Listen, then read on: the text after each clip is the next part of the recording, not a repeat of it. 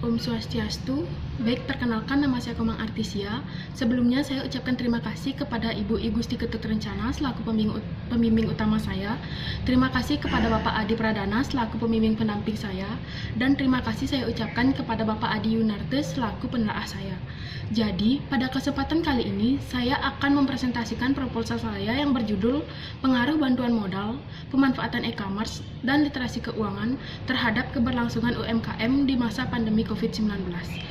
Studi kasus pada UMKM di Kabupaten Buleleng. Pada latar belakang penelitian, banyak usaha-usaha bermunculan pada era globalisasi ini. Tidak hanya usaha besar, namun UMKM juga turut berkembang seiring dengan adanya pertumbuhan teknologi. UMKM merupakan salah satu kekuatan dalam mendorong pembangunan perekonomian negara. UMKM juga berperan besar dalam pertumbuhan ekonomi nasional, penyerapan tenaga kerja, dan pemberian kontribusi yang signifikan terhadap pembentukan dan pertumbuhan produk domestik bruto. Di sektor jasa, UMKM dipandang dapat menjadi usaha masa depan yang mampu meningkatkan pertumbuhan ekonomi serta daya saing dan setiap tahun mengalami perkembangan seiring dengan perubahan gaya hidup. Inovasi dalam bisnis dan pekerjaan serta kebutuhan hidup yang mengarah aspek praktis dan serba cepat. Nah, dengan adanya perkembangan jumlah UMKM yang cukup pesat, pelaku UMKM diharuskan mampu bersaing agar dapat bertahan dan meningkatkan kinerja demi keberlangsungan usaha. Nah, pada pertengahan bulan Maret tahun 2020, saat pemerintah menyarankan untuk melakukan social distancing dan stay at home hingga awal Mei tahun 2020, telah merubah kehidupan UMKM. Berdasarkan hasil survei yang dilakukan oleh Sucipto, bahwa sebanyak 96% pelaku usaha sudah mengalami dampak penurunan penjualan. Sebanyak 75% dampak penurunan penjualan yang signifikan, dan 51% pelaku usaha meyakini kemungkinan besar bisnis yang dijalankan hanya bertahan 1 hingga 3 bulan ke depan. Dengan adanya pandemi ini, banyak masyarakat yang kehilangan pekerjaan yang awalnya bekerja di sektor pariwisata, kini banting setir beralih ke sektor perdagangan. Sehingga banyak masyarakat yang memulai merintis usaha kecil yang ditunjukkan dengan meningkatnya jumlah UMKM di Kabupaten Buleleng. Peningkatan jumlah UMKM di Kabupaten Buleleng dari tahun 2019 hingga 2020 mengalami peningkatan sebesar 18.934 UMKM. Hal tersebut menunjukkan bahwa banyaknya UMKM di Kabupaten Buleleng masih dapat berlangsung. Keberlangsungan UMKM di masa pandemi sangat penting untuk diperhatikan, dan pelaku UMKM juga perlu memanfaatkan program-program yang dikeluarkan oleh pemerintah. Salah satu program yang dikeluarkan oleh pemerintah yaitu bantuan modal, di mana bantuan modal ini dapat digunakan untuk menjalankan usaha agar tetap berjalan. Kemudian di situasi pandemi saat ini, pelaku UMKM sangat memanfaatkan e-commerce dengan berjualan online melalui marketplace dan media sosial. Karena pemerintah menyarankan mengenai pembatasan waktu berjualan, maka proses berjualan pelaku usaha dibarengi dengan berjualan online untuk meningkatkan pendapatan. Selain dengan memanfaatkan e-commerce, pengelolaan keuangan sangat diperlukan untuk meningkatkan keberlangsungan usaha. Salah satu cara yang dapat dilakukan dalam mengelola keuangan adalah dengan menggunakan literasi keuangan, di mana literasi keuangan merupakan pengetahuan dan kemampuan dalam mengelola keuangan pribadi dan pemahaman keuangan mengenai tabungan, asuransi, dan investasi.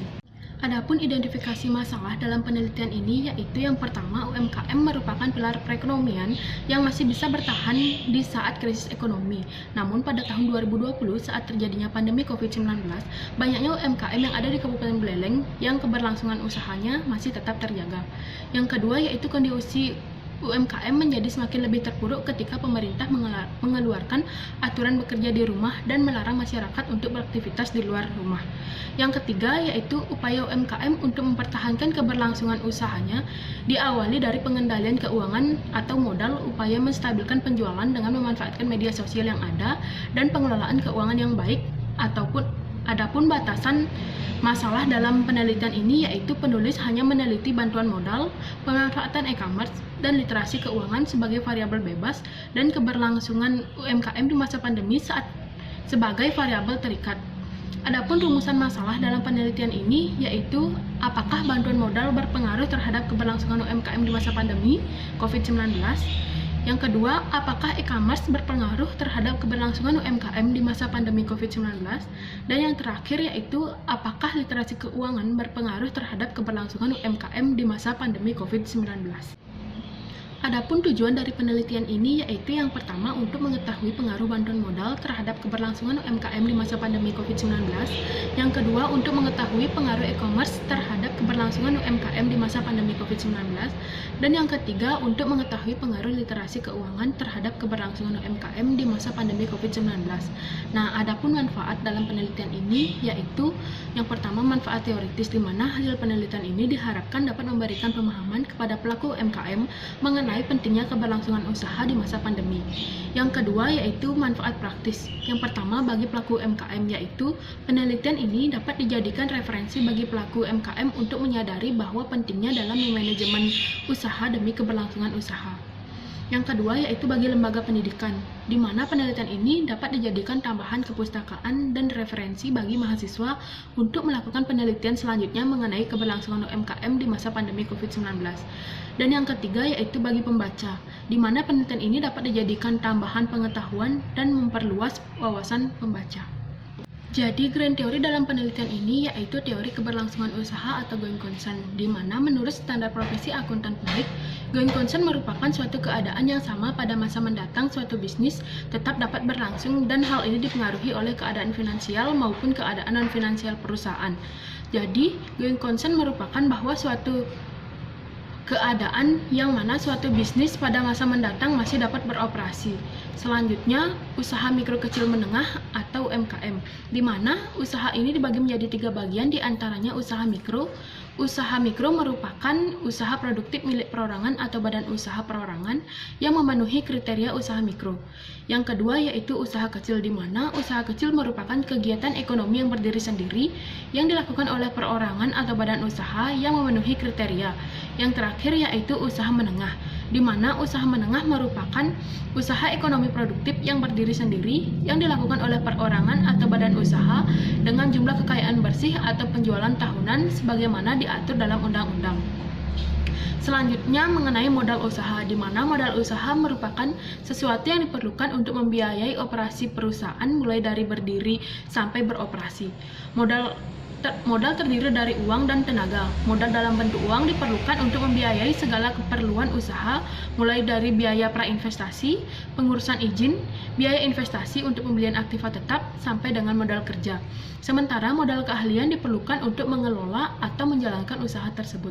Adapun sumber modal usaha yaitu modal dapat diperoleh dari modal sendiri, bantuan pemerintah, lembaga keuangan baik bank maupun lembaga non-bank. Nah, indikator yang digunakan untuk mengukur modal usaha dalam penelitian ini mengacu pada indikator yang digunakan oleh Tanti, yaitu struktur permodalan, di mana modal sendiri atau modal pinjaman, pemanfaatan modal tambahan, hambatan dalam mengakses modal eksternal, keadaan usaha setelah menanamkan modal. Selanjutnya mengenai e-commerce, di mana e-commerce dapat diartikan sebagai pemanfaatan perkembangan teknologi informasi sebagai sarana atau media atau alat memasarkan barang dan jasa tanpa harus bertemu secara langsung. Nah, e-commerce dapat dimanfaatkan oleh produsen sebagai alat penjualan dan promosi, meningkatkan daya saing pengakses aplikasi, menjangkau konsumen sebagai alat komunikasi, meningkatkan perekonomian, dan membuka peluang kerja. Nah, adapun indikator yang digunakan untuk mengukur pemanfaatan e-commerce dalam penelitian ini mengacu pada penelitian yang dilakukan oleh Erawati tahun 2017, yaitu yang pertama akses internet, yang kedua kemudahan informasi, dan yang ketiga yaitu kemampuan SDM, dan yang terakhir yaitu tanggung jawab manajerial. Selanjutnya mengenai literasi keuangan. Literasi keuangan adalah tantangan pengetahuan atau kemampuan dalam mengelola keuangan pribadi dan pemahaman keuangan mengenai tabungan, asuransi, dan investasi. Literasi keuangan menjadi hal yang tidak dapat dipisahkan dalam kehidupan seseorang karena literasi keuangan merupakan alat yang berguna untuk membuat keputusan yang terinformasi. Indikator yang digunakan untuk mengukur tingkat literasi keuangan pemilik UMKM pada penelitian ini merujuk pada penelitian yang dilakukan oleh Saputri tahun 2019, yaitu pengetahuan dasar pengelolaan keuangan, pengelolaan kredit dan manajemen risiko. Selanjutnya keberlangsungan usaha, di mana keberlangsungan usaha merupakan suatu keadaan atau kondisi usaha di mana di dalamnya terdapat cara-cara untuk mempertahankan, mengembangkan, dan melindungi sumber daya, serta memenuhi kebutuhan yang ada di dalam suatu usaha. Cara-cara yang dipergunakan bersumber dari pengalaman sendiri, orang lain, serta berlandaskan pada kondisi ekonomi yang sedang terjadi di dalam dunia usaha. Dalam hal ini, maka para pedagang terus mempunyai cara untuk mempertahankan usahanya atau juga menentukan keberlangsungan usaha mereka. Nah, adapun indikator yang digunakan untuk mengukur keberlangsungan usaha pada penelitian ini merujuk pada penelitian yang dilakukan oleh Tanti tahun 2020, yaitu peningkatan modal usaha, peningkatan pendapatan, dan peningkatan volume penjualan. Selanjutnya, situasi pandemi, di mana pandemi merupakan tingkat atau volume penyebaran penyakit yang tergolong paling tinggi. Suatu penyakit dikatakan pandemi apabila sudah menyebar secara cepat ke seluruh dunia dengan tingkat infeksi yang cukup tinggi. Pandemi saat ini adalah pandemi virus corona tahun 2019 hingga tahun 2021. Di Indonesia diawali dengan temuan penderita penyakit virus corona tahun 2019 pada 2 Maret tahun 2019. Pada bagian kerangka berpikir, penelitian ini menunjukkan pengaruh variabel independen terhadap variabel dependen. Variabel independen dalam penelitian ini adalah bantuan modal, pemanfaatan e-commerce, dan literasi keuangan, sedangkan variabel dependennya adalah keberlangsungan UMKM di masa pandemi COVID-19. Nah, adapun hipotesis dalam penelitian ini yang pertama yaitu H1, bantuan modal berpengaruh positif terhadap keberlangsungan UMKM di masa pandemi COVID-19. Yang kedua yaitu H2, pemanfaatan e-commerce berpengaruh positif terhadap keberlangsungan UMKM di masa pandemi COVID-19. Dan yang terakhir yaitu H3, literasi keuangan berpengaruh positif terhadap keberlangsungan UMKM di masa pandemi COVID-19. Pada rancangan penelitian ini menganalisis mengenai pengaruh bantuan modal, pemanfaatan e-commerce, dan literasi keuangan terhadap keberlangsungan UMKM di masa pandemi COVID-19. Penelitian ini merupakan jenis penelitian kuantitatif, di mana penelitian ini menggunakan suatu instrumen dalam pengukurannya dan mengolahnya secara statistik. Sumber data dalam penelitian ini diperoleh dari data primer. Subjek dalam penelitian ini adalah UMKM di Kabupaten Buleleng, sedangkan objek dalam penelitian ini meliputi bantuan modal, pemanfaatan e-commerce, dan literasi keuangan. Adapun populasi dalam penelitian ini yaitu seluruh UMKM yang terdaftar di Dinas Koperasi dan UMKM Kabupaten Buleleng. Adapun jumlah UMKM yang terdaftar tahun 2020 sebanyak 54.489 UMKM. Kemudian, sampel dalam penelitian ini menggunakan metode purposive sampling, yaitu penentuan sampel dengan kriteria tertentu. Adapun kriteria sampel dalam penelitian ini yaitu UMKM yang masih beroperasi sampai saat ini atau di masa pandemi, UMKM yang mendapatkan bantuan modal dari pemerintah maupun pihak lainnya, dan UMKM yang memanfaatkan e-commerce. Pada metode dan teknik analisis data terdapat 4 teknik analisis yang digunakan. Yang pertama yaitu analisis statistik deskriptif, di mana analisis statistik deskriptif berfungsi untuk mendeskripsikan, memberi gambaran terhadap objek yang diteliti melalui data sampel atau populasi sebagaimana adanya, tanpa melakukan analisis dan membuat kesimpulan yang berlaku untuk umum. Kemudian yang kedua yaitu uji kualitas data, di mana dalam uji kualitas data terdapat uji validitas dan uji reliabilitas. Uji validitas digunakan untuk menguji seberapa baik instrumen penelitian dalam mengukur konsep yang seharusnya diukur, sedangkan uji reliabilitas digunakan untuk menguji validitas instrumen. Kemudian yang ketiga yaitu uji asumsi klasik, di mana uji asumsi klasik ini terdiri dari uji normalitas, uji multikolonialitas, dan uji heteroskedastisitas. Uji normalitas bertujuan untuk menguji apakah dalam model regresi data residual memiliki distribusi normal atau mendekati normal.